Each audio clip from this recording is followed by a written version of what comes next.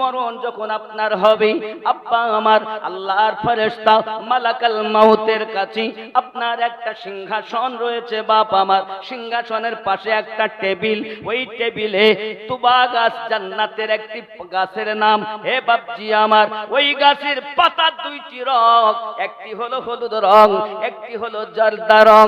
ওই ব্যক্তি, প্রত্যেক ব্যক্তির নাম লিপিবদ্ধ, মৃত্যুবরণ করার 40 দিন আগে ওই পাতাটা ঝরে মালাকাল মউতের সম্মুখে পড়ে যায়।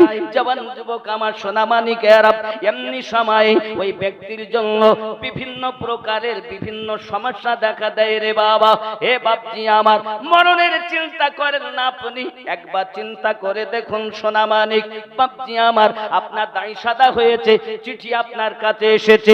মলবিয়াত প্রথম ক্লাসে যখন আমরা যাই গিয়েছি, জানে আমাদেরকে একটা কিতাব দেওয়া হতো, কিতাবটার নাম হলো আমদনামা। আমদনামা, চিঠি আয়া, খাত এসেছে। আল্লাহ পাক বলেন মরণের আগে দাড়ি সাদা হয়ে গেছে, আমার হচ্ছে, চিঠি এসেছে, চোখের জ্যোতি কমেছে, চিঠি এসেছে। আমরা কি সজাগ হয়েছে? চিঠি বলা আসছে। আব্বা আমার সোনামানিক সচেতন হও।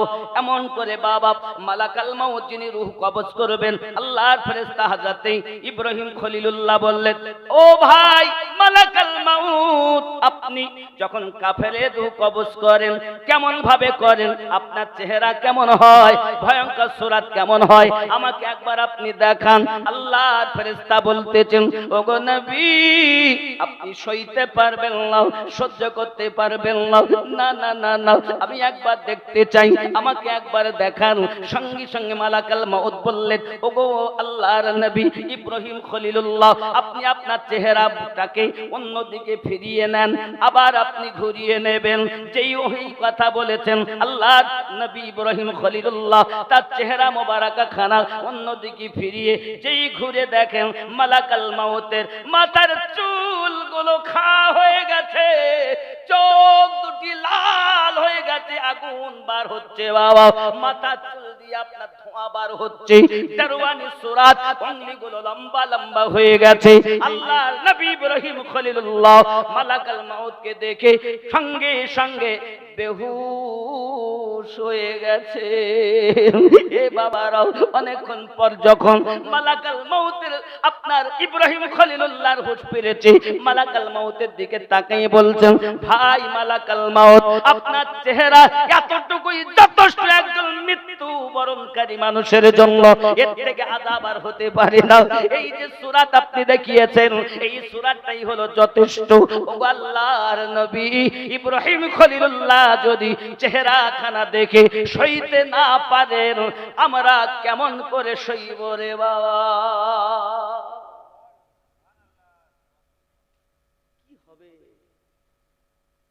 বিবি আপনার হবে না, বাচ্চা আপনার হবে না, আপনার বন্ধু হবে না, আত্মীয় কেউ হবে না। যিনি হবেন তিনি নবী কামলিওয়ালা সরকার আলা হযরত বলেন, वो जो ना थे तो कुछ ना था, वो जो ना हो तो कुछ ना हो, जान है वो जहान की जान है तो जहान है। अल्लाहुम्मा सल्ली सय्यिदिना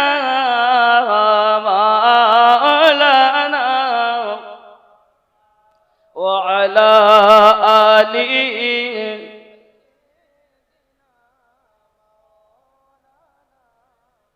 বন্ধু আমার সোনামানিকেরা, মরণের পূর্বেই আপনার আবার কি হবে?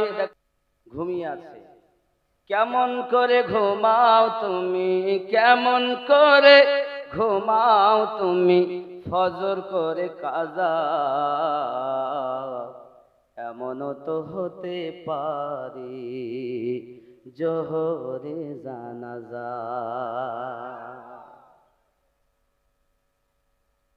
আমাদের মধ্যে যদি সেটা থাকতো না, তাহলে এই সুন্নি মুসলমান যেদিকেই যেত আল্লাহ রহমত ঝরত। আমরা যতটা 16 আনা বক্তব্য দেই, কিছু যদি আনা পরিমাণ আমল করতাম তাহলে লাভ হতো। 16 আনা দেই লেকচার, আমল করিনি 1 আনা।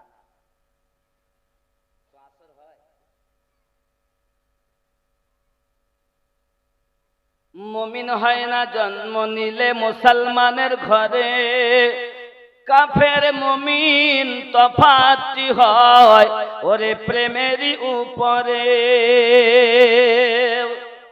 এই জীবনে নামাজ যেন, এই জীবনে নামাজ যেন হয় না তোমার কাজা,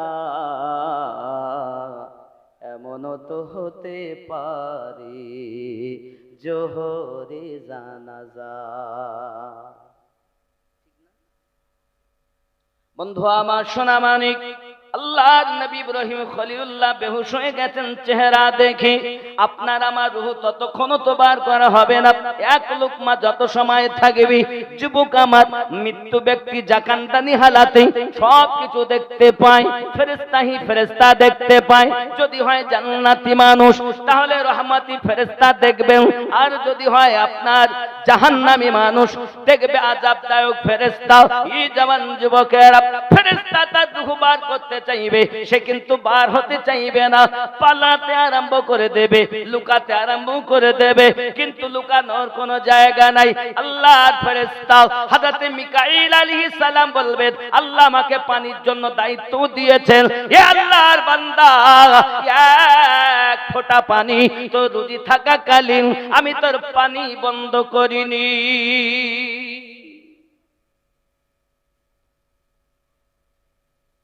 আব্বাজি আমার সোনা মানিকেরা, আল্লাহ পাকের ফেরেশতাগণ যখন সম্মুখে এসে দেখা দিবে, ওই মরণশীল ব্যক্তি নিজের যন্ত্রণা অনুভব করবে, শুধু বলে পানি দে।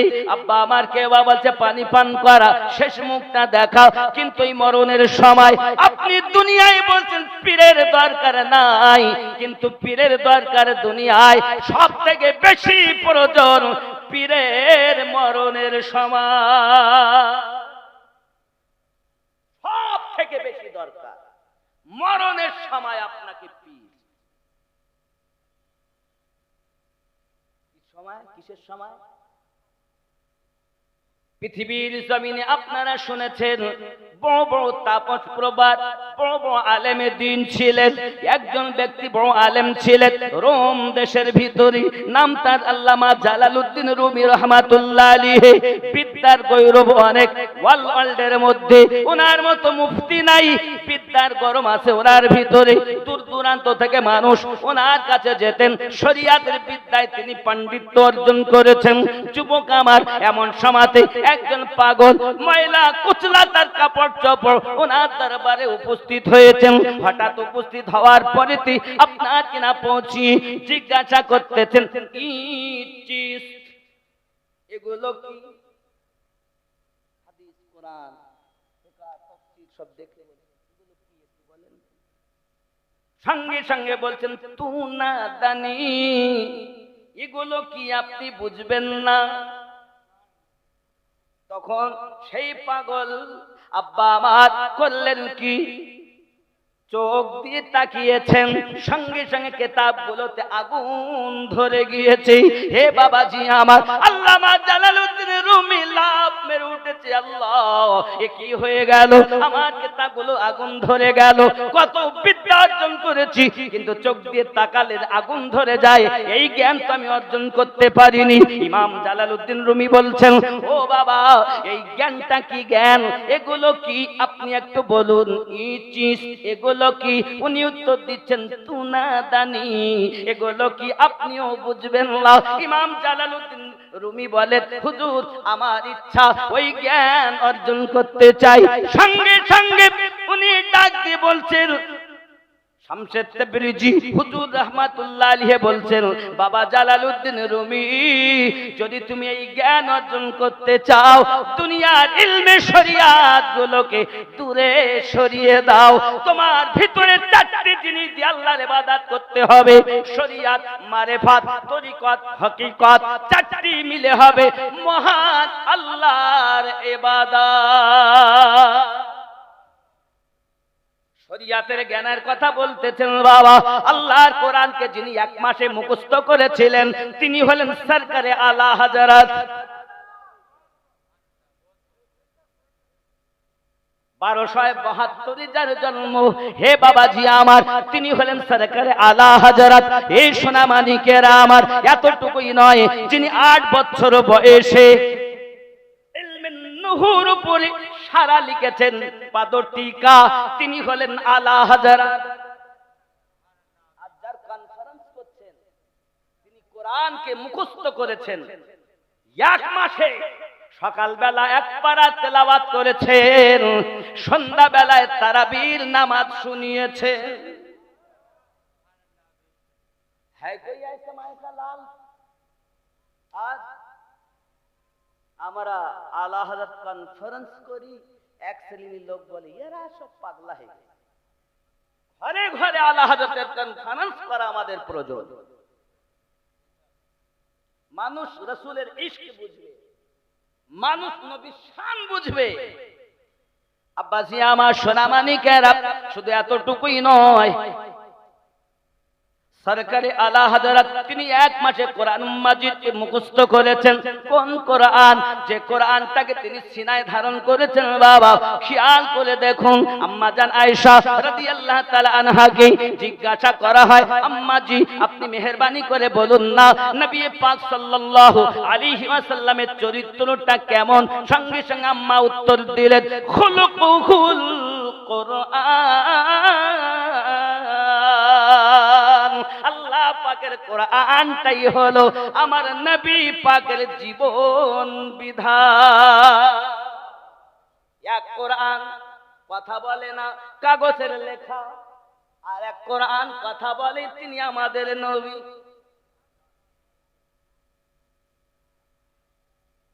কোরআনে যাহা আছে সব আমার নবী পাকের ভিতরেই আছে। জোরে বলুন।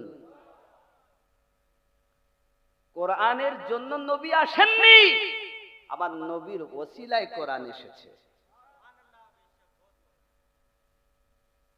কথা বুঝতে পারছেন না পারছেন? শরিয়াত, তরিকত, মারেফাত আর হাকিকাত, চার মিলে হবে আল্লাহর ইবাদত। যারা শুধু শরিয়াতের নামাজ পড়ে ও জাহান্নামী, যারা শুধু তরিকতের নামাজ পড়ে তারা জাহান্নামী।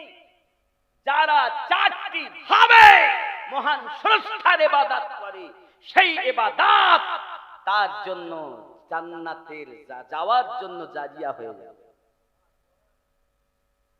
ওই ইবাদতে গিয়ে আল্লাহর দিদার হয়। নামাজ যে মিরাজ, কাদের জন্য? সবার জন্য। এ বক্তব্য এখন নাই, এখানকার ওয়াজ নাই, শুধু ওপরের ওয়াজ, ভিতরের ওয়াজ কম। আমার জওয়ান যুবক সোনা মানিকেরা, এমনি করে মরণের সমাতে পীরের প্রয়োজন কেন? জগৎ বরণ্য আলেমে দ্বীন, তিনি পৃথিবীতে আল্লাহ এক বলে পরিচয় দিয়েছেন। মরণের সময় ইবলিস এসে হাজির হয়ে গেছে। বলো না আল্লাহ কয়জন? উনি দলিল দিলেন আল্লাহ এক, ইবলিস কেটে দিয়েছে। আবার দিলেন আল্লাহ এক, সেটা কেটে দিয়েছেন। তৃতীয় দিয়েছেন, সেটা কেটে দিয়েছে। 360টি দলিল ইবলিস কেটে ফেলেছে। কারণ ইবলিসের জ্ঞান কম ছিল না, সে ছিল এক সময় মুআল্লিমুল মালাইকা, ফেরেশতাদের সরদার। ফের বাবা ইবলিসের জ্ঞান অনেক, 360টি দলিল কেটে দিয়েছি। পীর মুর্শিদ উজু বানাচ্ছেন, দেখতে পাচ্ছেন তার মুরিদ বিপদগ্রস্ত জাকান্দানি হালাতে। ওখান থেকে উনি আওয়াজ দিয়ে বলতেছেন, এই বাবা তুমি বলো না বিনা দলিলে আমার আল্লাহ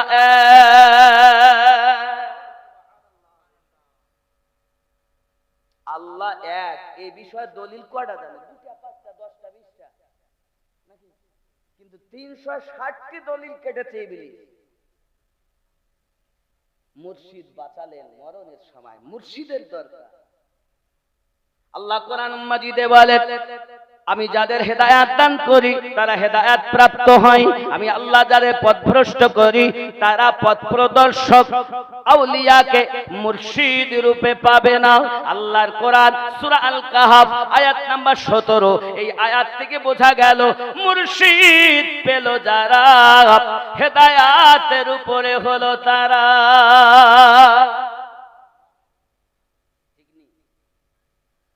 এজন্য আমাদের মুর্শিদ আপন আপন খেয়াল করুন।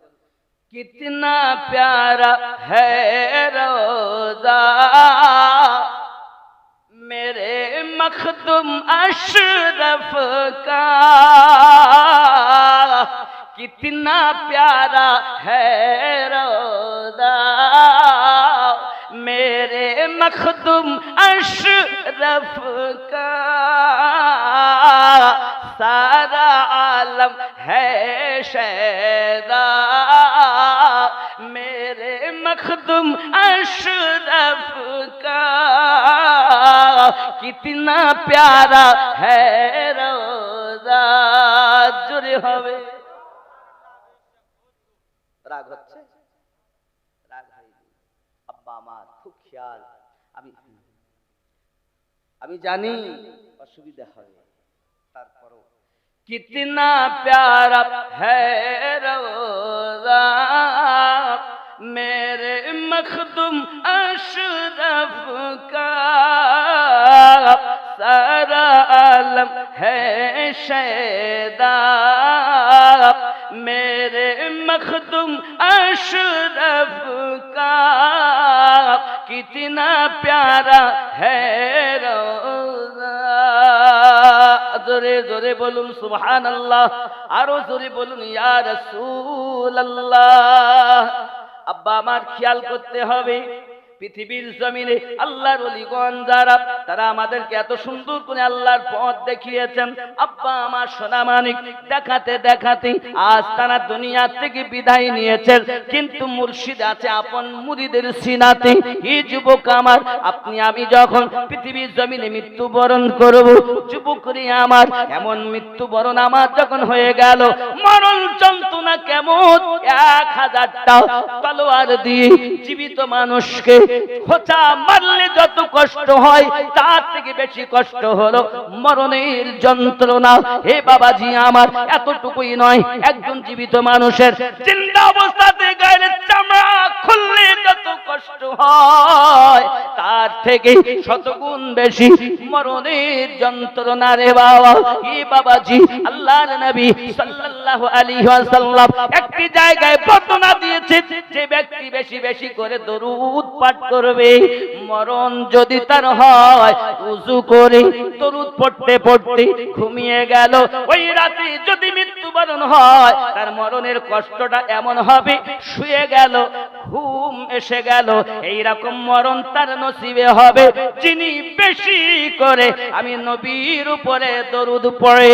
যে ব্যক্তি বেশি বেশি করে কোরআন মাজিদের সূরা মুলক তেলাওয়াত করে, তার জন্য মরণ এমন হবে যেন বিছানায় ঘুমিয়ে গেল।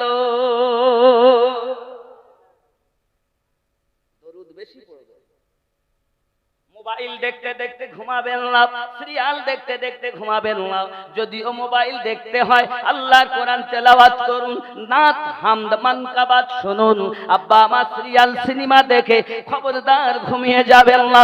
মরণ যন্ত্রণা, কোন ব্যক্তি মারা গেছেন, স্বপ্নে দেখা হয়েছে, 5000 বছর পরও মরণের যন্ত্রণা ভুলতে পারিনি। এই জওয়ান যুবকেরা, মরণশীল ব্যক্তি, হে বাবাজি আমার, দেখবেন এই রূহটা যখন পালাতে আরম্ভ করে, আস্তে আস্তে তাকে টেনে নিয়ে আসা হয়। হে আমার সোনা মানিকেরা, পায়ের দিকে যদি নখের কাছে লুকায়, ওখান থেকে টেনে আনতে আনতে আপনার কিনা এক চান্সে যদি আপনার রূহ বার করা হতো, মরণশীল ব্যক্তি পালাতে আরম্ভ করে দিত।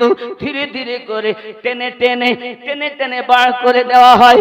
এই যুবক আমার, এমন সমাতে বার করতে করতে যেই হালাকের কাছে আছে, কারো বা গাল দিয়ে, কারো বা নাক দিয়ে, কারো বা চোখ দিয়ে দেখবেন তখনই চোখগুলো মোটা মোটা হয়ে যায়, কেউ বা পায়খানা করে ফেলে, কেউ বা বমি করে ফেলে। এই জওয়ান যুবকেরা, এত মরণের যন্ত্রণা আস্তে করে হয়, তাই এই হালাত। আর যদি এক চান্সে ডাক আপনার টেনে নিত, তার হালাত কেমন হয়ে যেত। মরণ যন্ত্রণা বড় কঠিন রে বন্ধু। যদি মরণ সহজ করতে চান, নবীওয়ালা হয়ে যা।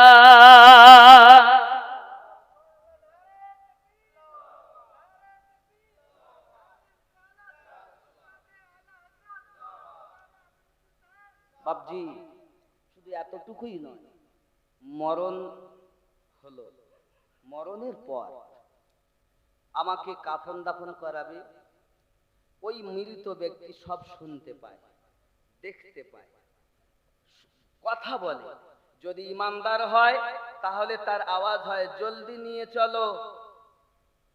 কেন? নাম শুনেছি মুস্তাফার, আজ কবরে দিদার হবে। আজ দিদার হবে। দেখবেন মরণশীল ব্যক্তিকে যখন নিয়ে যায় ইমাম, মুয়াজ্জিন, হাজী, গাজী, পীর সাহেবও যদি আসে তার জানা যায়, তারপরও পীর পিছে ওই লাশ আগে না। কেন?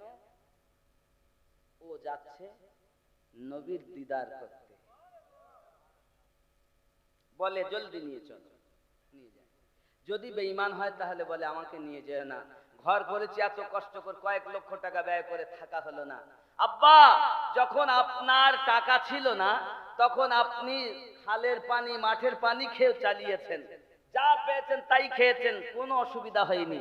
এখন ঘর করেছেন, টাকা হয়েছে, লক্ষ লক্ষ টাকা আছে আপনার, এখন যদি গোস্ত দিচ্ছে আর খাওয়া যাবে না, ডাক্তার মানা করেছে, আর খেতে পাচ্ছে না। ঘর করেছে, থাকা হবে না, নিয়ে যাবে, জলদি জলদি তাকে নিয়ে যায়। সে তখন কাঁদে। তাহলে মরণশীল ব্যক্তি কথা বলে, এটাও হাদিস শরীফে লিপিবদ্ধ। এবার তাকে নিয়ে যাচ্ছে কবরে। কবরে যখন নিয়ে গেল, আব্বাজি আমার জানাজার নামাজ, তার নামাজটা পড়বে, কে পড়াবে? তা বলছে সব থেকে ওই মৃত ব্যক্তির আপনজন যে, সে জানাজা পড়াবে। তা সব থেকে বেশি ব্যথা লাগবে কার? নিজের সন্তানের নাকি? তা সন্তান এমন জানাজাই পড়াতে পারে না, তা শয়তান রাখলো না সন্তান রাখলো? ও শয়তান রেখে লাভ আছে? তাহলে এত সুন্দর মাদ্রাসা, মাদ্রাসায় দেন, আলেম না বানান, হাফেজ না বানান, অন্তত যতটা প্রয়োজন ততটা অন্তত শিক্ষা করা তার জন্য ফরজ, নাকি বলেন? নিজের বাপের, নিজের মায়ের জানাজা সন্তান পড়াবে, ইমামের হক নাই। ইমামের হক তো চারজনের পর, আগে হক তো তার সন্তানের। সন্তানটাকে আমরা দেইনি মাদ্রাসায় পড়তে। আমি বলিনি আলেম হওয়া ফরজ নয়, মুফতি হওয়া ফরজ নয়, ওয়ারাত্তিলিল কুরআনা তারতিলা, তাজবিদ সহকারে তেলাওয়াত করা, শিক্ষা অর্জন করা, হারাম হালাল প্রয়োজনীয় বিষয়গুলো আপনার জানা, নামাজের যে নিয়ম বিধানগুলো আছে উপযুক্ত, এগুলোই অর্জন করা আপনার জন্য ফরজ। কি নর কি নারী, সন্তান নামাজ পড়াবে। আমার বাপ মারা গেল, মানে মাওলানা সাহেবের যদি আব্বা ইন্তেকাল করেন, তা উনি যেভাবে দোয়া করবেন, জানাজার মাঠে গিয়ে যেভাবে দোয়াগুলো পড়বেন, আমার কি অন্তরটা সেইভাবে কাঁদবে? কাঁদবে? সন্তান পড়াবে। পীর সাহেবের অধিকার নাই, সন্তানের অধিকার। যদি সন্তান না থাকে, তা তোমার দেখো তোমার ভাইয়ের কোন সন্তান আছে কি, তোমার নিজের আত্মীয় রক্তের সম্পর্কে কোন সন্তান আলেম আছে কি? যদি সে না থাকে, তোমার পড়োশী কেউ আছে কি, তোমার আত্মীয়ের মধ্যে কেউ আছে কি? যদি তা না থাকে, তখন ইমামকে খোঁজো, তখন ইমামকে খোঁজো। আব্বা আমার, আজ আমার বাপের জানাজা আমি পড়াতে পারলাম না, আমার মতো বদনসিব আর আছে? জবান যুবক আমার সোনা মানিকেরা, যদি মানুষ আল্লাহওয়ালার পিছনে জানাজার নামাজ পড়ে, আল্লাহওয়ালার বরকতে জানাজা পড়নেওয়ালা জান্নাতি হয়। আব্বা আমার সংক্ষিপ্ত কথা, খাজা বাকি বিল্লাহ রাহমাতুল্লাহ আলাইহি দিল্লির জমিনে উনি ঘুরে বেড়াচ্ছেন, একটি জানাজা নিয়ে যাচ্ছে মানুষ, উনিও সঙ্গে গেলেন, সবাই যায় উনিও যায়। জানাজার বাবা দাফন করবে বলে নিয়ে গিয়েছে, এখন জানাজার নামাজ হয়নি, তারা ইমাম খুঁজে পাচ্ছে না। ওই ফকির সাহেবকে বলছেন, হুজুর আপনি নামাজ পড়ান। উনি নামাজে দাঁড়িয়েছেন, নিয়ত করেছেন, বাবা আমার নিয়ত করে প্রথমে সানা পড়তে হয়। আল্লাহর বান্দা, বাপের জানাজা পড়তে জানো না, সানা কাকে বলে তুমি জানো না? যুবক আমার, এখন সানা জানাজার নামাজে ওয়াজাল্লা সানাউকায় শব্দটা বাড়তি, ওয়াজাল্লা সানাউকা উনি পড়ছেন একবার নয় 11 বার। আব্বা আমার 11 বারের পর উনি আপনার কিনা ওয়ালা ইলাহা গায়রুক বলে তৃতীয় তাকবীর দিলেন, দরুদ পড়লেন, আল্লাহুম্মা সাল্লি আলা মুহাম্মদ ওয়া আলা আলি মুহাম্মদ। বাবা এই দরুদ দুটি তেলাওয়াত করে তৃতীয় তাকবীর দিলেন। এবার আপনার চতুর্থবার, আপনার তাকবীর দেওয়ার আগে দোয়া পড়তে হবে। কি দোয়া? আল্লাহুম্মা গফিরলি হাইয়িনা ওয়া মাইয়িতিনা ওয়া শাহিদিনা ওয়া গায়বিনা। আব্বা আমার ওই ফকির ব্যক্তি করছেন কি? আল্লাহুম্মা গফিরলি, একবার নয় 11 বার। মুক্তাদি যারা বলছেন কি ব্যাপার আবার ভুলে গেল, একবার ভুলেছে নিজে ঠিক, আবার ভুলেছে, ওরা তো কেউ ভালো জানে না যে বলি। দ্বিতীয়বার যখন আবার উনি ঠিক করে নিলেন, জানাজা হয়ে গেল, সালাম ফিরিয়ে দিলেন, দোয়া কমপ্লিট হয়ে গেল। হুজুর দয়া করে বলবেন, আপনি মনে হয় না যে ভুলে গেছেন, তো একই শব্দ বারবার বললেন কেন? তিনি বলছেন, বাবা প্রথম যখন জানাজা শুরু করেছি আমি চাইয়া দেখি মৃত ব্যক্তির লাশ, গুনাহগার ব্যক্তি। আল্লাহকে বলি, আল্লাহ যত সময় তার মাফ না হবে দ্বিতীয় তাকবীর বলবো না। আমার আল্লাহ পাক বলেন, আমার বন্ধু তুমি তাকবীর বলো, আমি মৃত ব্যক্তিকে মাফ করে দিলাম। হুজুর দ্বিতীয়বার এমন কেন হলো?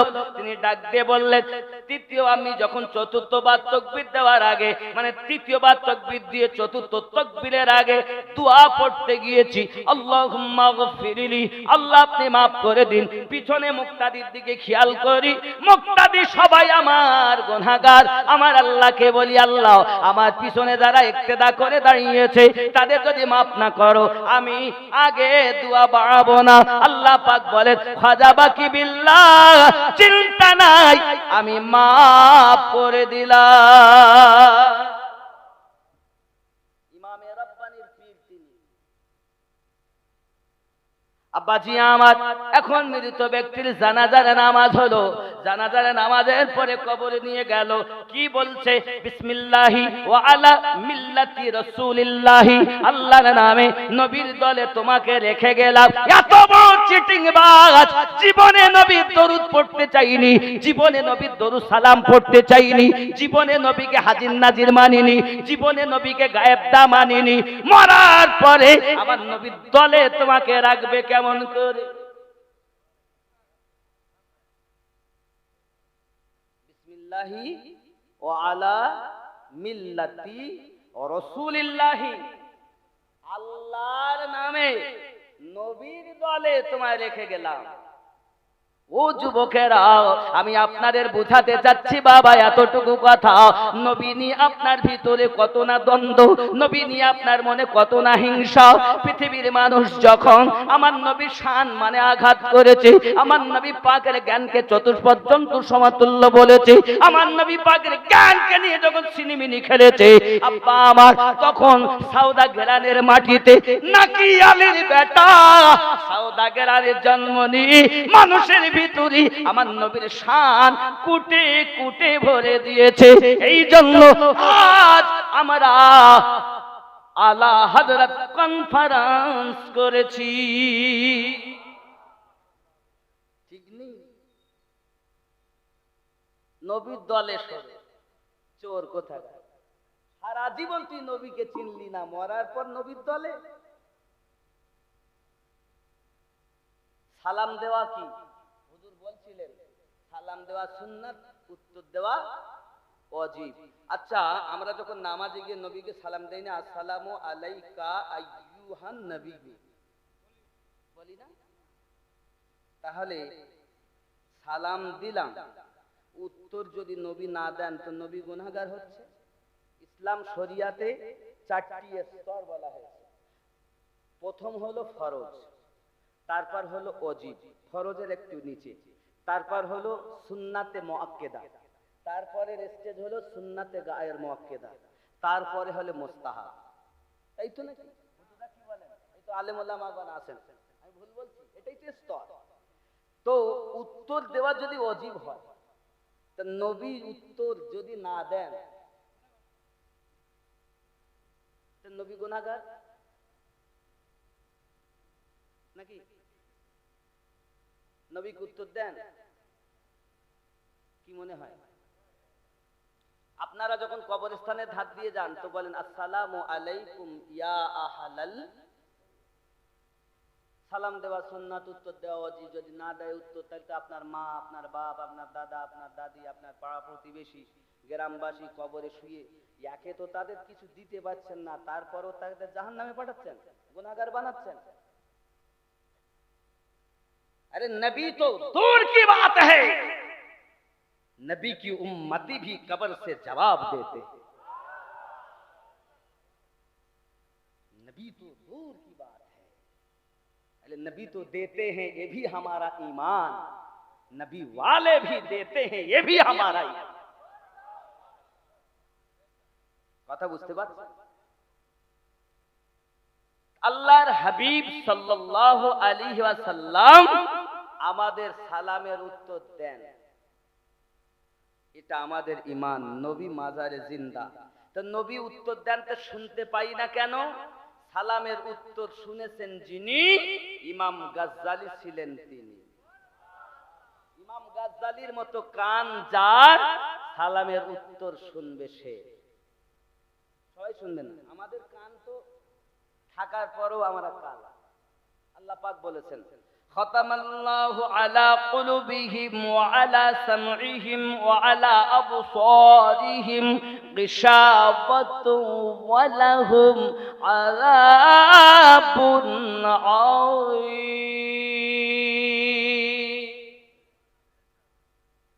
তাদের অন্তরে মোহর মেরে দিয়েছি, তাদের চোখে পর্দা দিয়েছি, তাদের কানে মোহর কালা করে দিয়েছেন, ঠসা করে দিয়েছেন, বহারা করে দিয়েছেন। কাঁদে সূরা আরাফের 178 নাম্বার আয়াতে আল্লাহ পাক বলেছেন বিসমিল্লাহির রহমানির রহিম মাইয়াহদিল্লাহু ফাহুয়াল মুহতাদি, আমি আল্লাহ যারা হেদায়েত দান করি তারা হেদায়েত প্রাপ্ত হয়, ওয়া মাইয়ুদলিল ফালান ফাউলাইকা হুমুল খাসিরুন, আমি আল্লাহ যারা পথভ্রষ্ট করি তারা ক্ষতিগ্রস্তদের অন্তর্ভুক্ত। ওয়ালা কাদ যারানা লিজাহান্নামা কাসীরাম মিনাল জিন্নি ওয়াল ইনস, আমি আল্লাহ পাক আল্লাহ তাআলা জিন জাতির জন্য, মানব জাতির জন্য জাহান্নাম তৈরি করে রেখেছি। আয় আল্লাহ, আপনি জাহান্নাম কেন বানালেন? আমার আল্লাহ পাক বলছেন লাহুম কুলুবুল্লাহু লা ইয়াফকাহুনা বিহা, আমি আল্লাহ পাকের অন্তর দিয়েছি কিন্তু অন্তর দিয়ে তারা চিন্তা ভাবনা করে না, এই জন্য আমি আল্লাহ জাহান্নাম বানিয়েছি। জাহান্নামটা কেমন রে বন্ধু? এ বাবাজি, আল্লাহ নবী বাদ জানাচ্ছেন আল্লাহ পাক আগুন নিয়েছেন, আগুনকে আল্লাহ জ্বালাতে বললেন, ফেরেশতারা আগুন জ্বালাও। আগুনকে জ্বালিয়ে জ্বালিয়ে 1000 বছর পর আগুনের রূপ হয়েছে সাদা। কি হয়েছে? আল্লাহ পাক আবার অর্ডার দিলেন জ্বালাও। বাবা আমার আগুন জ্বালানো হলো, হয়ে গেল লাল। আবার 1000 বছর জ্বালাতে বললেন, জাগো, আগুনকে জ্বালানো হলো। 1000 বছর পরে কুৎসিত কালো হয়ে গেল। এই যুবক সোনামানিক, কিতাবের ভিতরে বলা হয় সূচের আগা পরিমাণ যদি ছিদ্র দুনিয়ার দিকে জাহান্নাম করে দেওয়া হয়, দুনিয়া ধ্বংস ধ্বংস হয়ে যাবে। এ বাবাজি, এতটুকুই নয়, কিতাবে বলা হয়েছে জাহান্নামী মানুষদেরকে যেভাবে কষ্ট দেওয়া হয়, তাদের পরিহিত পোশাকের কোনো একটি টুকরো এনে যদি পৃথিবীর সবচেয়ে উঁচু পাহাড়ের উপরে রাখা হয়, তার দুর্গন্ধে পৃথিবীর মানুষ মারা যাবে। এর নাম হলো জাহান্নাম। আব্বা আমার সোনামানিকেরা, খুব খেয়াল করতে হবে। বেনামাজির লাশ কবরে রাখিবে যখন, মাটির চাপে পাঁজরের হাড় ওরে ভাঙবে রে তখন। বিষাক্ত ওই সাপের ছবল, বিষাক্ত ওই সাপের ছবল, বেনামাজির সাজা এমনও তো হতে পারে জোহরে জানাজা। ঠিক না? নামাজি পড়ে না। আজকের জালসা দিয়ে দান করে যেমন লাভ, আর জালসা থেকে যদি নিয়ত করে আমি 5টা ছেলে নামাজি হব, আমরা 5টা ছেলে দাঁড়িয়ে রাখবো, এটাই সব থেকে বেশি নাজাতের ওসিলা হবে। ঠিক কিনা বলেন? টাকা অনেক দিয়েছেন, এমন কোন ছেলে আছেন যে আজ থেকে আমি দাঁড়িয়ে রাখবো মায়ের সৎ ছেলে? এই মেহফিলে যাদের দাঁড়িয়ে নেই, একটা ছেলে আজ থেকে দাঁড়িয়ে রাখবে।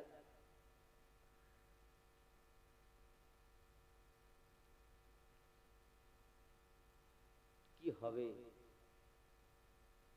কার আশায় আছি? নবী কাঁদছেন আমাদের জন্য, আর আমরা ব্যাকুল হলাম দুনিয়ার জন্য। নবী কাঁদছেন আমাদের জন্য, আমরা ব্যাকুল দুনিয়ার জন্য। যুবক আমার, নবীকেই চিনলাম না, শুভ কেমন করে? কবরে আপনাকে আমাকে শোয়ানো হবে, এরপর আপনার আমার জন্য সব তো চলে আসবে। মৃত ব্যক্তি আসে রেখে, মৃত ব্যক্তিকে রেখে চলে আসে, আর তাদের চলার পায়ের জুতোর আওয়াজ মৃত ব্যক্তি শুনতে পায়। আব্বা, শুধু এতটুকু না, আমার আপনার নবী সাল্লাল্লাহু আলাইহি ওয়াসাল্লাম এমন যাচ্ছেন রাস্তা দিয়ে, সাহাবিয়া রাসূলগণ পিছনে, আল্লাহর হাবিব সাল্লাল্লাহু আলাইহি ওয়াসাল্লাম সঙ্গে সঙ্গে বললেন, খেজুরের ডাল আনো। আনা হলো, আমার নবী পাক খেজুরের ডালকে টুকরা করলেন, করে নিজে গেড়ে দিলেন। কেন? সাহাবিয়া রাসূলদের বলছেন, এই কবরে আযাব হচ্ছে। আযাবটা খুব বড় গুনাহের জন্য হয়নি। এই ব্যক্তির কবরে আযাব হচ্ছে তার একমাত্র কারণ পেশাবের ছিটা থেকে বাঁচত না। আর এই বেটা পেশাব করে পানিই নেয় না, দাঁড়িয়ে মতে দাঁড়িয়ে মতে। একটা কুত্তা নিজের দেহ বাঁচানোর জন্য পা উঁচু করে পেশাব করে, আর এই মানুষের বাচ্চা নিজের দেহকে পবিত্র রাখতে পারে না।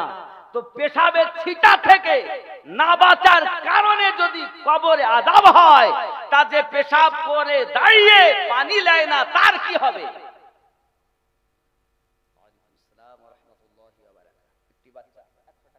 আল্লাহ কবুল করুন। আমার কথা কি বুঝতে পারছেন? বড় গুনাহ। 3টি কবরে নবী পাক, 2 নাম্বার কবরে আমার রাসূল পাক সাল্লাল্লাহু আলাইহি সাল্লাম বলেন, কবরে আযাব হচ্ছে খুব বড় গুনাহের জন্য না, এ শুধু গীবাতকারী ছিল। কি কারী ছিল? গীবাত কারে বলে? পিছনে খুব, সামনে হুজুর হুজুর, পিছনে গুজুর গুজুর। খেয়াল করেন গীবাত। আমি একটু বলি, মুখে হাসি মনে কালি, ওগো মুনাফিক যে জন, মিথ্যা ছাপ সত্য কথা বলে না কখন, ওগো মুনাফিক যে জন। মুনাফিকের চক্র অতি যেন ভাঙন ধরা নদী নদীর গতি রে, মুনাফিকের চক্র অতি যেন ভাঙন ধরা নদীর গতি। শয়তান হতে কঠিন অতি, মুনাফিকের মন ওগো মুনাফিক যে জন। পিছে গীবাত করে যত, সামনে এলে কাঁদে তত রে। পিছে গীবাত করে যত, সামনে এলে কাঁদে তত রে। উপদেশ দেয় শত শত, নিজে করে না পালন মুনাফিক যে জন। মুখে হাসি মনে কালি ওগো মুনাফিক যে জন। সামনে বলে একরকম, হুজুর আসেন কি খাবেন? এই হুজুর এই যে একটা চা দে, চা দে।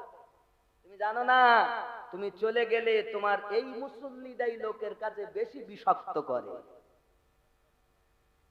সামনে গেলে শুধু বলে এই হুজুর এই চা দে, আমাদের ইমাম এই চা দে, এই মাদ্রাসার শিক্ষক মুফতি সাহেব শিক্ষিরে বসতে দে। তুমি জানো না এই হলো তোমার আসল দুশমন। ও মেম্বার, তোমার সামনে এসে বলে এই আমার মেম্বারে এসে এইটা কর ওইটা কর, তুমি জানো না ওই তোমার বিচ মারে পিছনে। এ হলো মুনাফিক। আরো বলছেন আমার হুজুর ওয়াহারি, হ্যাঁ পৃথিবীতে আমরা যদি একটু বিচার করি, সূরা মুনাফিকুন 11টি আয়াত আল্লাহ নাযিল করেছেন কোরআন শরীফে, একটু খুলে দেখবেন মুনাফিকের যে নমুনা। আমরা পিছনে খুব বদনাম করি, সামনে এই হুজুরির মতো হুজুরি হয় না, মৌলবীর মতো মৌলবী হয় না, ভাইয়ের মতো ভাই হয় না, মেম্বারের মতো মেম্বার হয় না, এই হাজী সাহেবের মতো হাজী সাহেব নাই, সব থেকে ভালো হাজী ও হাজী সাহেব। পিছনে ওই তোমার বিচ মারে।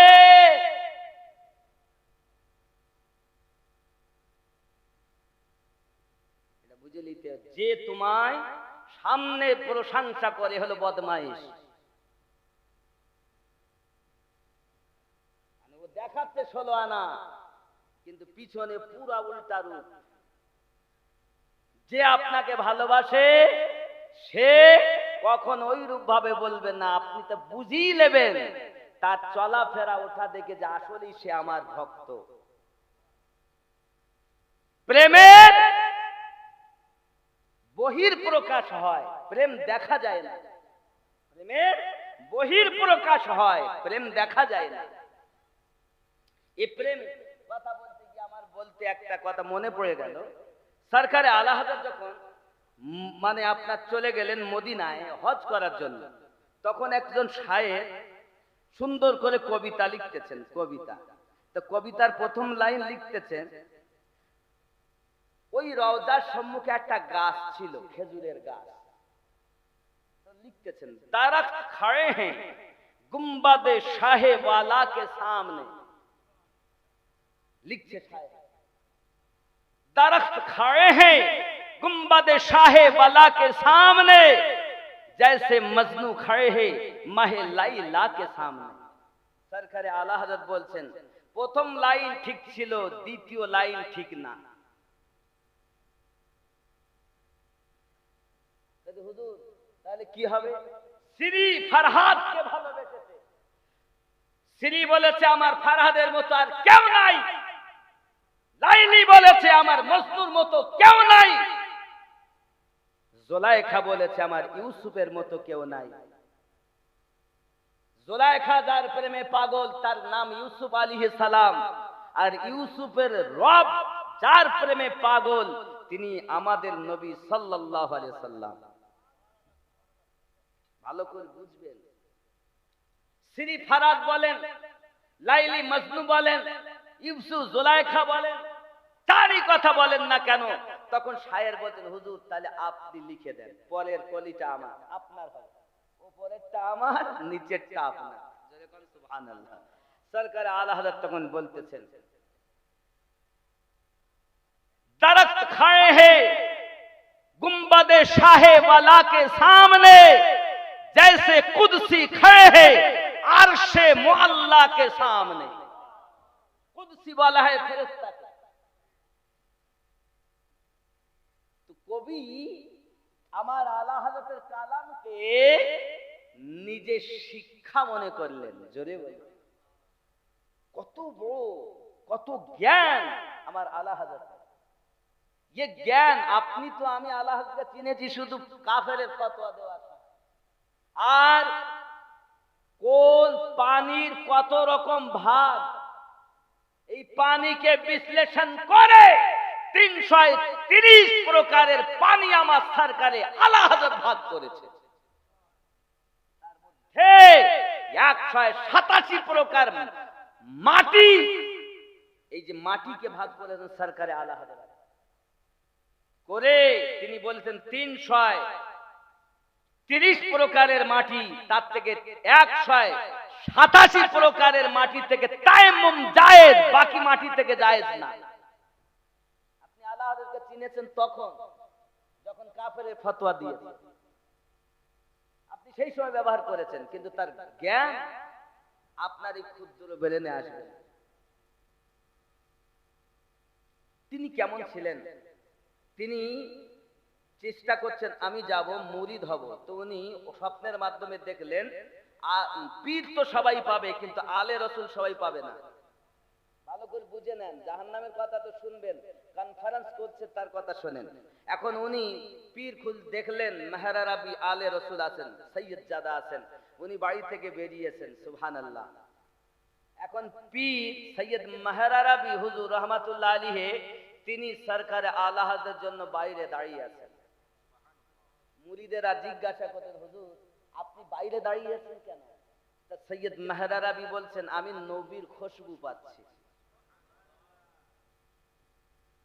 উঠা দো পর্দা दिखा दो चेहरा के नूरे बारी हिजाब में है ज़माना तारीक हो रहा है महर कब से निकाब में है उठा दो पर्दा दिखा दो चेहरा ज़रे बोल जली जली बू से पैदा है जो जश इश्क चश्म वाला बाब आहों में भी ना पाया कबाब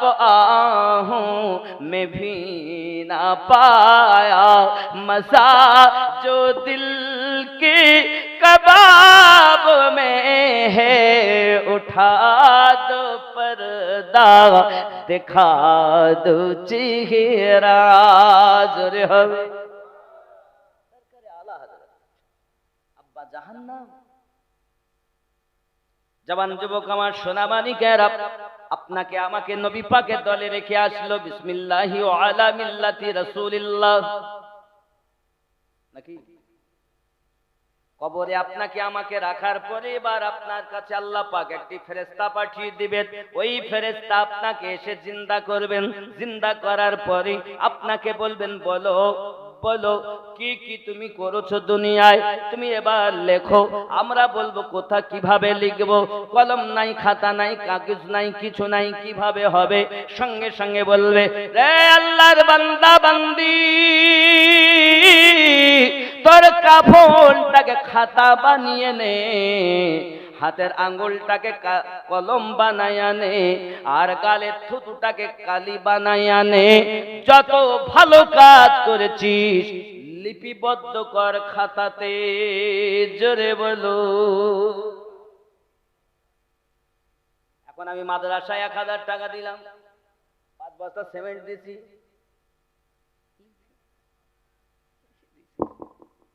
নামাজ পড়তে গিয়েছি লিখে দিয়েছি, হজ করেছি লিখে দিয়েছি, হাজী সাহেবকে সম্মান করেছি লিখে দিয়েছি, আমার বাড়িতে মাদ্রাসা তালবিল ইলম খায় লিখেছি, আমার বাড়িতে মৌলবি খায় লিখেছি, সব আর কিছু মনে নাই, লেখা হয়ে গেল। ফেরেশতা টান দিয়েছে খাতা, লেখো কি কি দুনিয়ায় খারাপ কাজ করেছো লেখো। একটা কাফন নিয়েছে, একটা খাতা নিয়েছে, 1 পৃষ্ঠা আর 1 পৃষ্ঠা আছে। এখনো পুরুষ হলে 3টি, এখনো 2টো আছে। মহিলা হলে 5 টুকরা করা হবে, আর পুরুষ হলে 3 টুকরা করা হবে। রে বন্ধু সোনা মানিক আমার, কবর ভাঙা মাটি একবার কি ভেবে দেখেছেন? ও গো আমার কবর ভাঙা মাটি,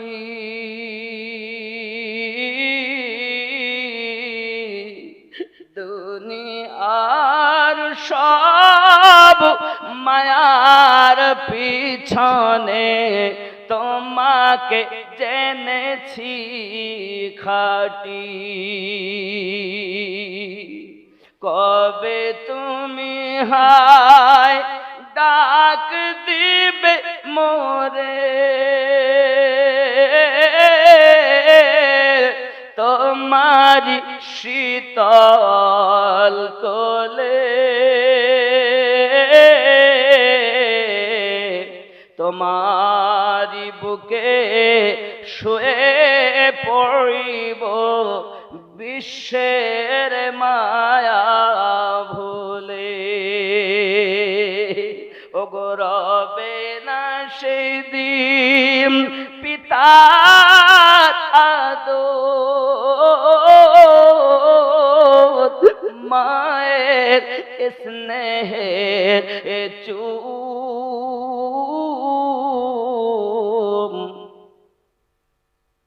তোমারি বুকে শুয়ে পড়িব নিরালানির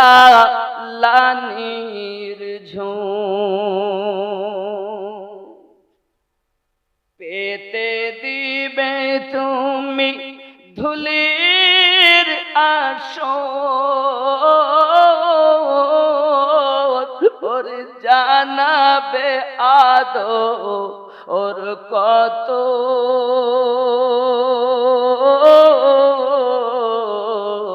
তোমারি বুকে শুয়ে পড়িব চির জনমের মতো। ও গো আমার কবর ভাঙা মাটি,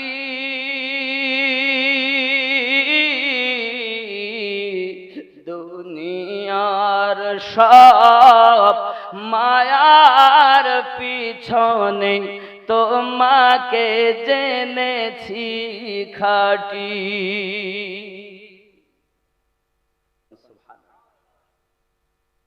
দান করলে কি হবে? 11 রকম ফজিলত আল্লাহর নবী বলেছেন, বলবো? কেউ যদি দান করে, নবী পাক বলেন আল্লাহ পাকের 2 জন ফেরেশতা দুনিয়া জমিনে এসে তার জন্য দোয়া করতে থাকেন। জোরে বলুন, আরো মুহাব্বতে বলুন, তার জন্য দোয়া হবে। এই সোনা মানিকেরা ফেরেশতারা দোয়া করে তার জন্য, আল্লাহ তার রুজিতে বরকত দাও। আল্লাহ পাক আল্লাহ তাআলা সমস্ত রকমের নেক দোয়া তার জন্য করতে থাকে। 2 নাম্বার, যিনি দানকারী আল্লাহ পাক তার বালা মুসিবত দূর করে দিবেন। 3 নাম্বার আমার নবী জানিয়েছেন, যিনি দান করবেন তার হায়াতে বরকত দিবেন। 4 নাম্বার নবী বলেছেন তার দানের সওয়াব 10 থেকে 70 গুণ সওয়াব বৃদ্ধি করবে। 5 নাম্বার নবী পাক বলেছেন তার জন্য চিরতরে জাহান্নাম হারাম। 6 নাম্বার নবী বলেছেন আল্লাহ পাক আল্লাহ তাআলা দানকারীকে বন্ধু বানিয়ে নিবে। 7 নাম্বার নবী বলেছে, যদি কেউ দান করে তার জীবনের গুনাহ আল্লাহ মাফ করে দিবেন। জোরে বলো। 8 নাম্বার, যিনি দান করবে আল্লাহ পাক তার জন্য জান্নাতে, লতিফুর সাহেব 500 টাকা দিয়েছেন, আল্লাহ দানকে কবুল করুন, রুজিতে বরকত দিন। যদি বলি আল্লাহুম্মা আমিন, আরো জোরে বলি আল্লাহুম্মা আমিন। নারে তাকবীর, নারে রিসালাত, মাসলাকে আলা হযরত, নারে তাকবীর। বাবা আমার 500 করে 30 জন ব্যক্তি দিতে পারেন। কটা বলেছি দানের ফজিলত বলা হয়েছে? কটা? 9 নম্বরে আল্লাহ রাসূল বলেন, কেউ যদি মসজিদ বানিয়ে যায় সাদকায়ে জারিয়া, কেউ যদি মাদ্রাসায় জমি দেয় মাদ্রাসা বানায় সেটাও সাদকায়ে জারিয়া, কেউ যদি আপনার পৃথিবীর জমিনে একটা টিওয়াল অথবা কুয়া রেখে যায় জনগণের স্বার্থে, একটা গাছও লাগিয়ে যায়, টিওয়াল লাগিয়ে যায় পানির অভাবে, এটাও সাদকায়ে জারিয়া। কেউ যদি একটি কিতাব লিখে যায় মানুষ উপকার পায় কিতাব থেকে, সেটাও সাদকায়ে জারিয়া। আবার কেউ যদি সন্তান নেক রেখে যায় সেটাও সাদকায়ে জারিয়া। জোরে বলো। আর হবে না ওয়ালা জন্ম আমার নবীর যুগে হলে, দুই নয়নে রাসূল পাক দেখিলে কেমন হতো। জন্ম আমার নবীর যুগে হলে, আসতো ভেসে হযরতে বেলালের মধুর আযান, যে আযানে ছিল এমন প্রেম মুগ্ধ রহমান। দয়ার নবীর পিছে নামাজ পড়িলে কেমন হতো। জন্ম আমার নবীর যুগে হলে,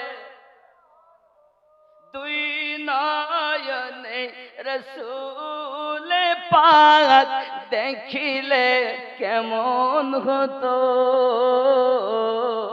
জন্ম আমার নবীর যুগে হলে কেমন,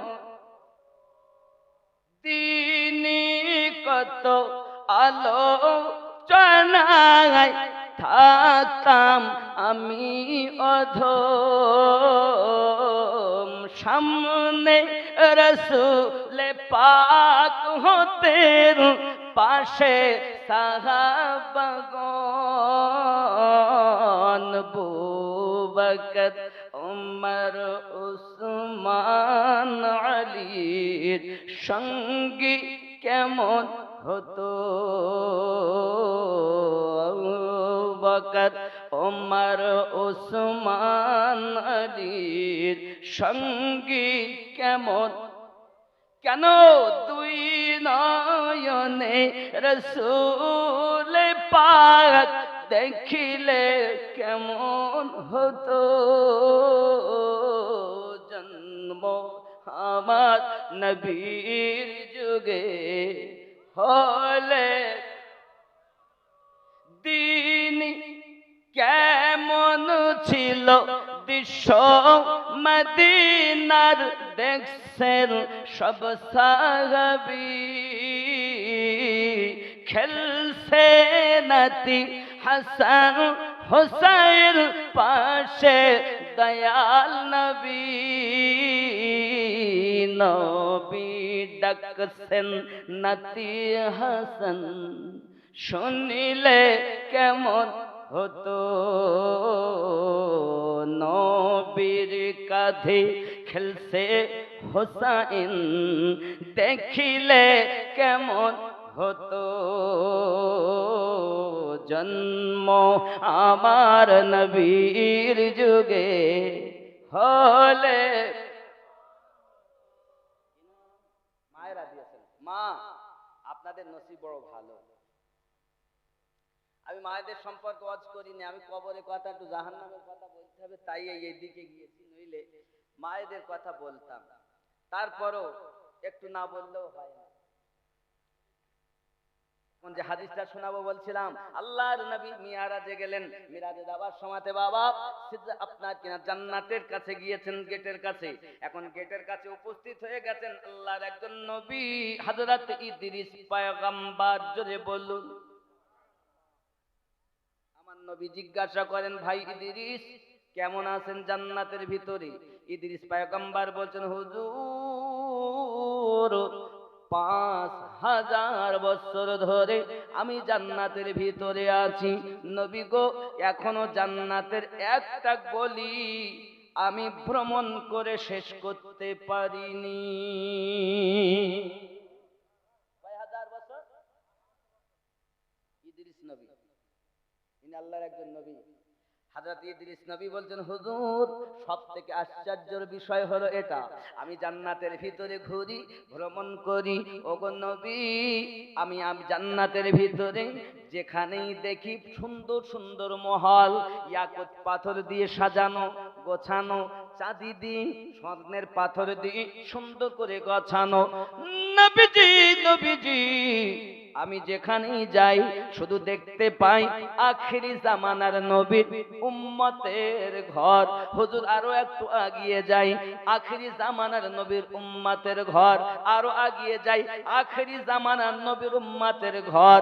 ওগো নবী 5000 বছর এখন একটা গলি শেষ হলো না, শুধু আপনার উম্মতের মহল দেখি।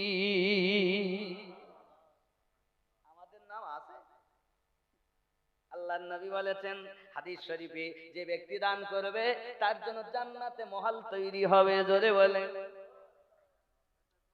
আব্বাজি আমার একটা সেই বলছিলাম না,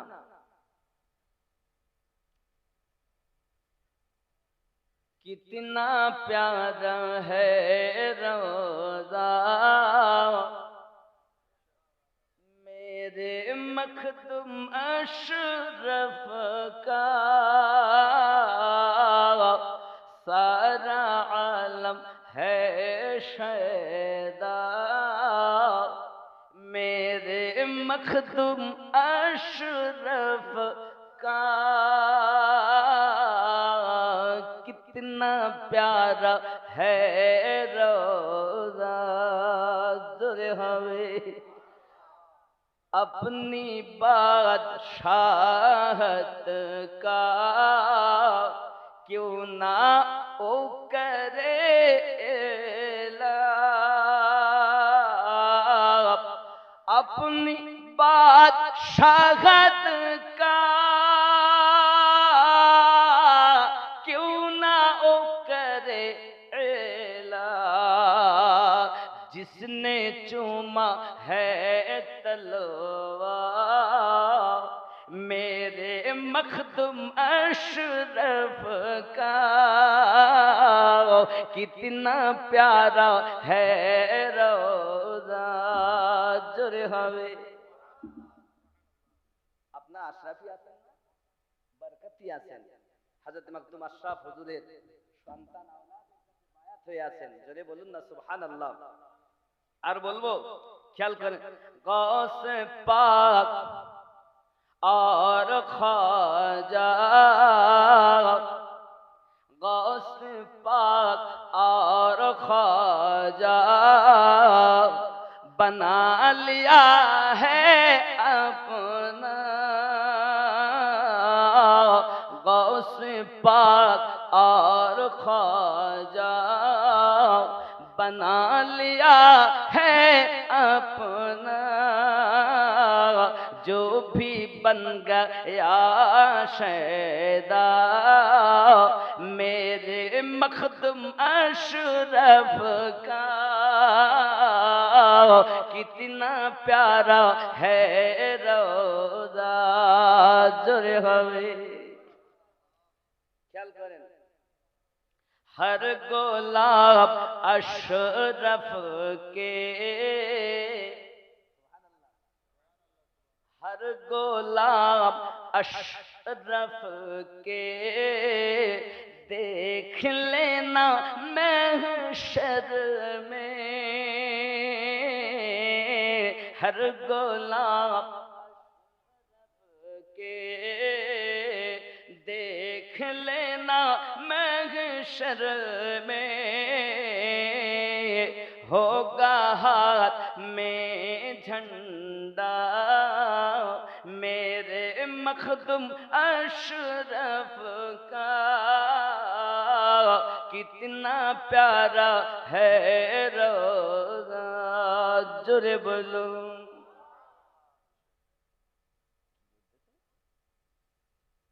बख्श देगा रब उसको, सुभान अल्लाह, बख्श देगा रब उसको, ये यकीन है मुझको, बख्श देगा रब उसको, ये यकीन है मुझको, है जिसकी कब्र में शजरा मेरे आला हजरत का, कितना प्यारा है रोज़ा मेरे आला हजरत का, सारा आलम है शैदा मेरे आला हजरत का, कितना प्यारा है रोज़ा जुरे हवे। बाप जी क्या सर्वना सरकारे गौसे आजम का वाकया क्या बोलो बाबा, উনি হলেন এমন পীর, এমন পীর আব্বা আমার ওনার মতো নাই, উনি হলেন গাউসে আজম। আমরা এমন সুন্দর ভাগ্যবান বাবা, আমরা নবী পেয়েছি তো নবী আজম, মুজাব পেয়েছি ইমামে আজম, পীর পেয়েছি তো গৌসে आजम। ना इनका जवाब है ना उनका जवाब, सब लाजवाब है, সব আমাদের ভালো, শুধু আমাদের ভিতরটাই কালো। আব্বা 500 টাকা দেন তাইলে বলবো, যিনি দিয়ে পাঠিয়েছেন 500 টাকা দেন তাইলে বলবো গৌসে পাকের ওকেয়া। নাই নাই, টাকা না দিলে হবে না, আপনি যেমন দাবি করেন আমি করি। সুবহানাল্লাহ, দেখো দেখতে গিয়েছে, সুবহানাল্লাহ, কই আছে মাল আছে, কুয়াশায় আটকে গেলে বাবা। सुभान अल्लाह, माशाल्लाह, गौसे पाक के का क्या बोलबो, गरीब नवाज का भी एक है। क्या नाम है आपका? साहिल, साहिल अली। अल्लाह, देखने को नसीब मिले मदीने की गली। हाय हाय, क्या बोलबो। गौसे पाक हलेन আব্বা এবং মায়ের দিক থেকে হাসান হুসাইনি আওলাদ। ইনি এমন পীর, রাস্তা দিয়ে একদিন যাচ্ছেন, তো জীর্ণ শীর্ণ রোগাকৃষ্ট একজন বৃদ্ধ মানুষ পড়ে রয়েছে, কথা বলতে পারছেন, কি যে চিচি চিচি করছে, একদম রোগা কাটকেটে একদম মরি যাবে, হাঁপা। গৌসে পাক উনি মানে তো দয়া আল্লাহর বন্ধু, যেহেতু উনি গিয়ে হাত লাগিয়েছেন, আর হাত লাগানোর সাথে সাথে তার নিঃশ্বাসের সুন্দরভাবে আসা যাওয়া করছে, আস্তে আস্তে শরীরের শরীরটা মোটা হতে লেগেছে। আস্তে আস্তে আস্তে আস্তে সে খাড়া হয়ে দাঁড়িয়েছে, জোরে বলুন। তিনি বলছেন, হুজুর আপনি আমাকে চেনেন না, আমি হলাম ইসলাম ধর্ম, জীর্ণ শীর্ণ শেষ হয়ে যাচ্ছিলাম, আপনার ওসিলাতে আমি পুনরায় জীবন পেয়েছি, আজ থেকে আপনার নাম মহিউদ্দিন, दीन को जिंदा करने वाला। जोरे बोले, लक़ब मिल गया उनको। लेकिन बचपने का जमाना था, किसी ने पूछा तुम बड़े होकर महबूब बनोगे या आशिक बनोगे, तुम बड़ो হয়ে महबूब हवा ना आशिक हवा। তো বাড়ি গেছেন, মাকে জিজ্ঞাসা করছেন, মা আমি বড় হয়ে মেহবুব হব না আশিক হব, আমি সকলের প্রিয় হব না আমি ইশকে নবীতে ফানা হব, কোনটা হব? তো মা তিনি ছিলেন কোরআনের হাফেজা, তিনিও গর্বে শুনে শুনে কোরআনের হাফেজ। মা তো আমাদের মতো সিরিয়াল দেখা মা না, স্বামীর সঙ্গে ঝগড়া করা মা নয়, স্বামী রেখে অন্য জায়গায় কট লাইনে ভালোবাসা করা মা তো না, বাচ্চা রেখে পালিয়ে যাওয়া মা তো না, সে মা কোরআনের হাফেজা। এটা আবার কি 786 192 গজল, বাবা কত ফরমাইশ, আগের থেকে দেয়নি, লাস্টে দিচ্ছে, ওদের নেমে যাবে যাতে না যেতে পারে। গাউসে পাকের আম্মা বলেন, বাবা রাস্তায় যাও, রাস্তায় দেখবে একজন মানুষ আছে আল্লাহ আল্লাহ করে, তার কাছে জিজ্ঞাসা করবে আশিক হবে না মেহবুব হবে? এই জওয়ান যুবকেরা গাউসে পাক চলে গেলেন, গিয়ে দেখছেন একজন পাগল, তার জামা কাপড় ঠিক নাই, রাস্তাতে মাথায় বসে আল্লাহ আল্লাহ আল্লাহ আল্লাহ। এই মার্দে কালান্দার, আমি আব্দুল কাদের বড় হয়ে আশিক হব না মেহবুব হব? উনি বলছেন, আব্দুল কাদের কালকে তোমার প্রশ্নের উত্তর পাবে, কাল আসবে, জোরে বলো। গসে পাক বাড়ি গেলেন, দ্বিতীয় দিন এলেন, ওই তিন রাস্তার মুখে এসে দেখেন মার্দে কালান্দার নাই। পাশে যারা লোক ছিল তাদেরকে জিজ্ঞাসা করে, ও বাবা এইখানে একজন ফকির মানুষ বসে আল্লাহ আল্লাহ করতেন, তিনি কোথায় গিয়েছেন? বলে তিনি কোথায় গিয়েছে বলতে হবে না, বরং তো বলো সে কোথায় নয় কোনে গেছে, অশুদ্ধ ভাষা। তিনি বলতে হবে না, সে পার, কি হয়েছে? বলছে সে মারা গেছে। মারা গেছে, যাক মারা যখন গেছে, আচ্ছা কোথায় ওনার মাটি হয়েছে? মাটি মাটি মাটি দেওয়ার মতো উপযুক্ত লোক সে নয়, তবে কোথায়? বলে তারে মাটি দেয়নি যেখানে গরু মারা গেলে, ছাগল মারা গেলে, দুম্বা মারা গেলে আপনার ফেলে দেওয়া হয়, তাকে ভাগাড় বলে। আপনারা কি বলেন? নোংরা জায়গা, গরু ছাগল আগে মরলে সব জায়গায় ফেলতো না, কি বলে সেই জায়গাকে? জঙ্গল। জঙ্গল বলেন আপনি, আপনাদের মতো যাতে বোঝেন। ওই জঙ্গলে ফেলা আছে, তার মাটি দেওয়ার মতো উপযুক্ত মানুষ সে নয়, তাকে ফেলে দিয়েছি। দেখো কাক, শকুন, কুত্তা তাকে ছুঁয়ে খাচ্ছে, দেখো গা যাও। মা বলল তার কাছে জিজ্ঞাসা করতে, সে বড় আল্লাহওয়ালা মানুষ, আর ইয়ারা বলতে শগুনে ছুঁয়ে খাচ্ছে, শিয়াল কুকুরি খাচ্ছে, যাও।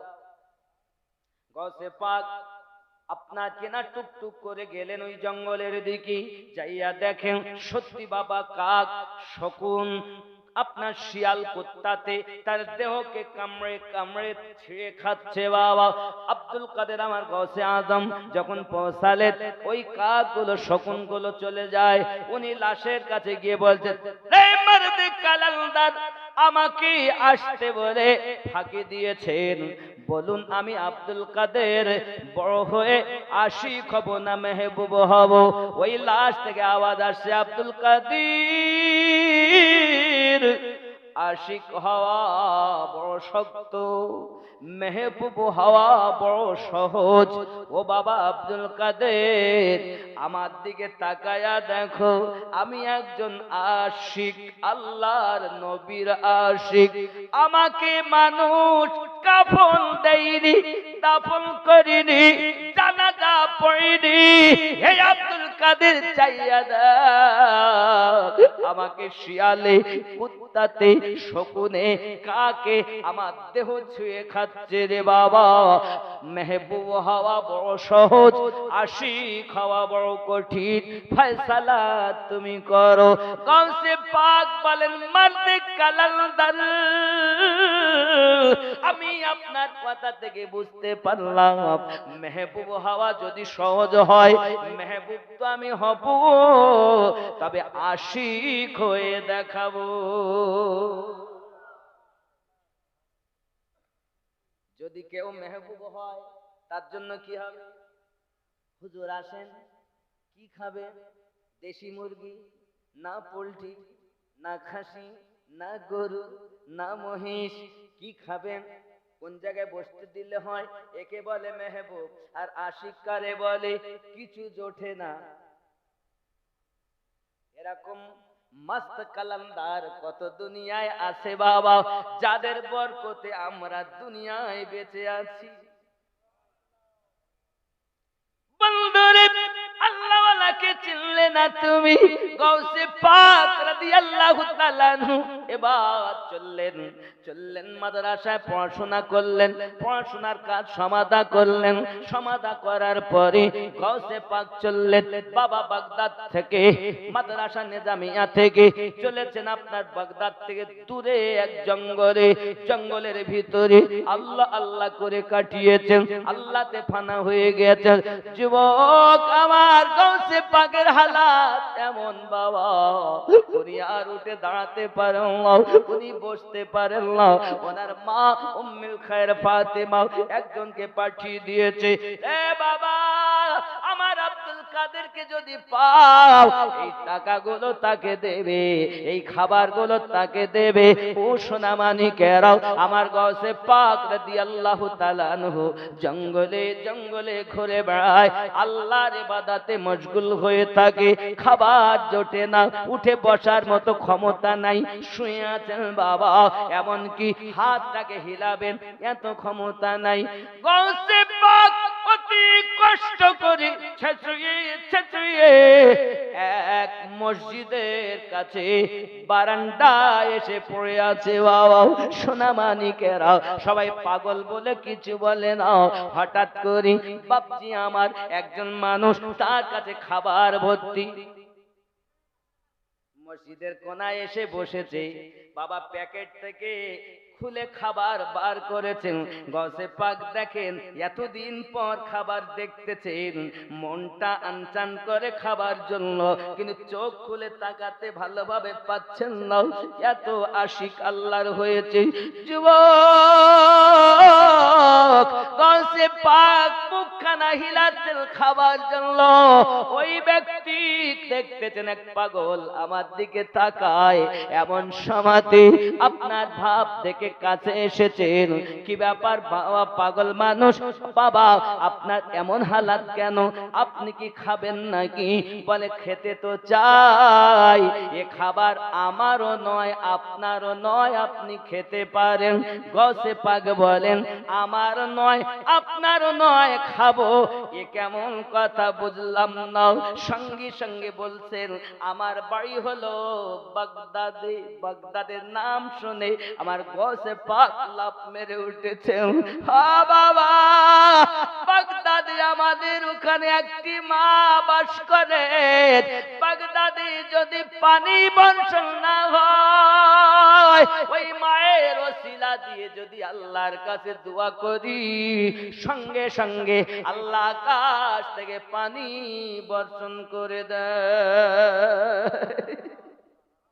বাবা ওই খাতুন আমাকে বলেছেন, বাবা রে, আমার ছেলে বহুদিন হলো মাদ্রাসায় গিয়েছি, আমার ছেলে পড়াশোনা করে, ওখান থেকে আর বাড়ি আসেনি রে বাবা।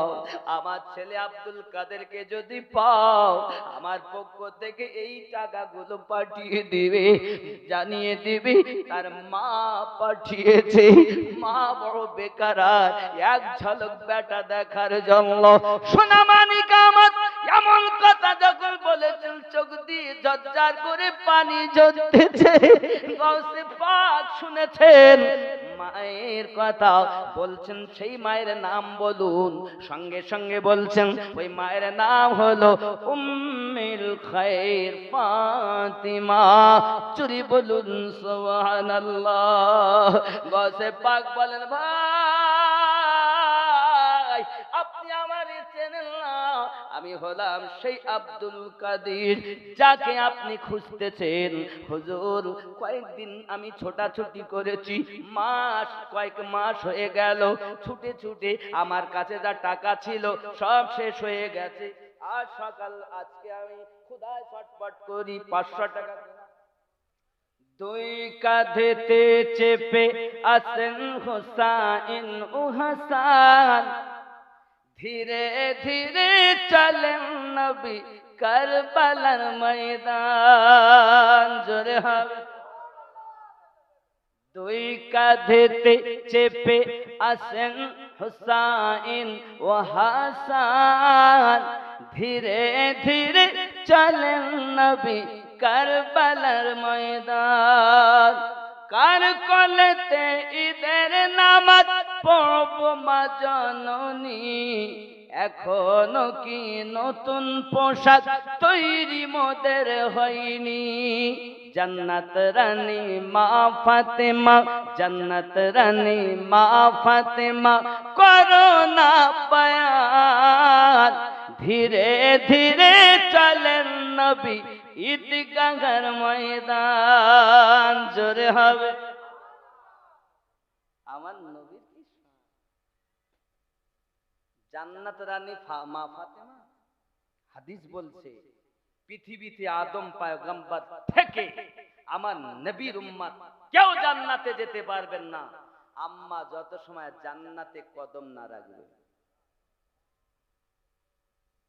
উনিও জান্নাতে যাবেন না। তিনি বলবেন, আল্লাহ আমার সন্তানের শহীদ হওয়ার ওয়াদা করিলাম রুহানি জগতে, আমার সন্তানের বাজু কাটার কথা তো আমি বলিনি, আমার সন্তানের সিনা ছেদার কথা তো আমি বলিনি।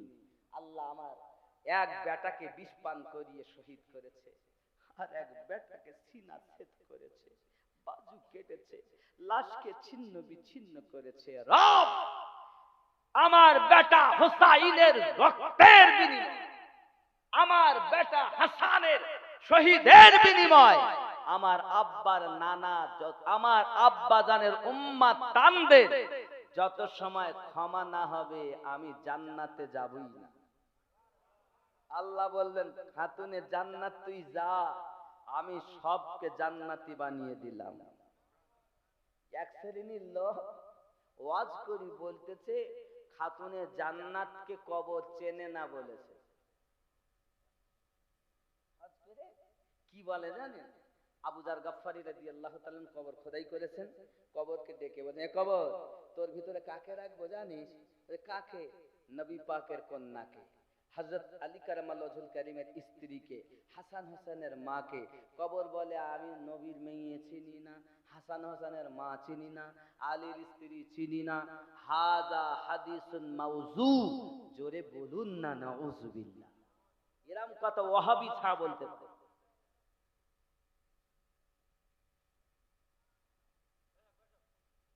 এই দুনিয়ায় আপনারা যে বসে আছেন, এ মাটি আল্লাহ পাক খাতুনে জান্নাতের বিয়েতে ওয়াকফ করেছিলেন। এ অনেক ঘটনা, খোঁচাইও না তাইলে বেরিয়ে যাবে, তাও মনে পড়ছে বলে দিচ্ছি। মানে আমি যখন যে রুটে চলি সেই রুটে চলি তো, কিন্তু আজকে রুটের কোনো ঠিক নাই, চতুর্দিক দিকে গোলটাবিলি আছে। কথা বুঝেছেন? আল্লাহর দরবারে আগে আমার মাওলা পাকের সঙ্গে জান্নাতি রানীর বিবাহ সম্পূর্ণ হয়েছে। নয়, তাকে শরিয়াত অনুযায়ী পালন করার জন্য জিবরিলকে পাঠিয়েছেন। এখন আগে এসে বলেন হুজুর আগে তো হয়ে গেছে, আমার নবী বলছেন তা বিয়ে পড়ালো কে, পাত্রীর মালিক হলো কে, গার্জেন কে হলো? তো জিবরিল আমিন বলছেন আল্লাহ পাক হয়েছেন আপনার কন্যার পক্ষ থেকে মালিক। মালিক হলে তো কিছু নজর দেওয়া লাগে। নজর কি দিয়েছে? আল্লাহ পাক খাতুনে জান্নাতের বিয়ে মাওলা আলীর সঙ্গে দিয়েছেন, আর খাতুনে জান্নাতের জন্য তামাম দুনিয়া সাত আসমান জমিনকে ওয়াকাফ করে দিয়েছেন। ये जमीन तेरी बाप की जागीर नहीं, रब करीम की दी हुई वकाफ की हुई जमीन है। সেই মাটি চেনে না খাতুনে জান্নাতকে।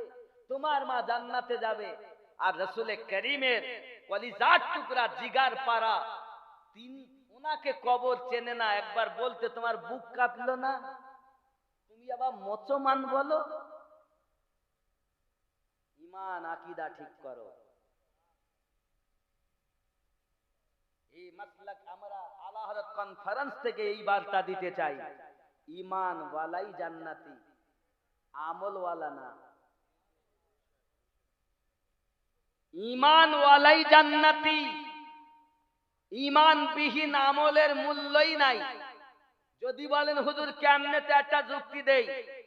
মনে করুন ইসলামের স্তম্ভ 5টি সহিহ বুখারীর হাদিস আমি পাঠ করেছি, যেটা প্রথম নাম্বারই হলো কালেমা, নাকি কালেমা। এখন কালেমা আপনি যখন পড়ে নিলেন আপনি ইমানদার হলেন, 1 নাম্বার সংখ্যা যোগে গেল। 2 নাম্বারে নামাজ, এই নামাজ যখন আপনি পড়লেন তো একটা সৈন্য লেগে গেল, তাহলে একের পিঠে সৈন্য কত? যাকাত দিলেন আর একটা সৈন্য কত হলো? হজ করলেন আর একটা সৈন্য কত হলো? 10,000 হয়নি? 1,000 হয়েছে, 1,000 হয়েছে। আর রমজানে রোজা রাখলেন আর একটা সৈন্য দিলে কত হলো? 10,000। রাস্তায় চলে যাচ্ছেন, যেতে যেতে যেতে যেতে একটা কাঁটা পড়ে আছে, পাথর পড়ে আছে, লোকের চলতে অসুবিধা হবে, পাথরটাকে আপনি সরিয়ে দিলেন মানুষের সুবিধার জন্য, আর একটা সৈন্য লেগে গেল, কত হলো? 1 লাখ। আচ্ছা, আপনার ডাইনে সৈন্য কিন্তু 100টা, একটাও সংখ্যা নেই। সংখ্যাবিহীন সৈন্যর কোনো দাম আছে? যেমন সংখ্যাবিহীন সৈন্যর কোনো দাম থাকে না, তদ্রূপ ঈমানবিহীন আমলের কোনো মূল্য থাকে না। কথা বুঝতে পারেন? ঈমান আগে, আমল পরে। যদি আপনি বলেন হুজুর এটা যুক্তিতে মানবো না, কোরআনের দলিল দেন, তাহলে কোরআন খুলতে হবে। 49 নাম্বার সূরা, সূরাটির নাম সূরা হুজুরাত, আয়াত নাম্বার 14। আল্লাহ পাক বলেন ক্বালাতিল আ'রাবু আমান্না, আরবের কিছু মানুষ এসে বলল আমরা ঈমান নিয়ে এসেছি।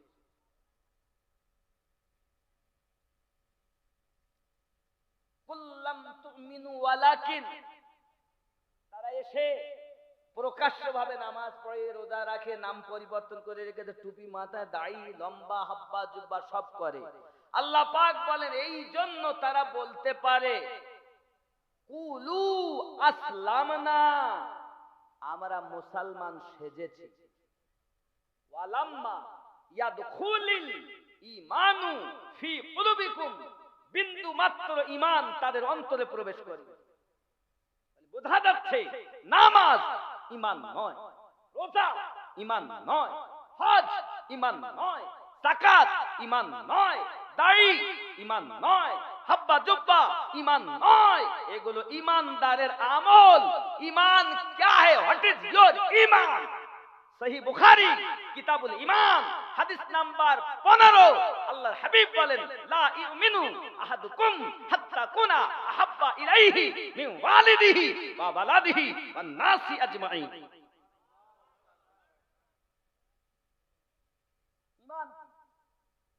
ইমানের সংখ্যা কি? দুনিয়ার সমস্ত মানুষের থেকে বেশি, মা বাপের থেকে বেশি, সন্তানের থেকে বেশি, অর্থের থেকে বেশি, নিজের জানের থেকে বেশি যে নবীকে প্রেম করেছে সে হল ইমানদার।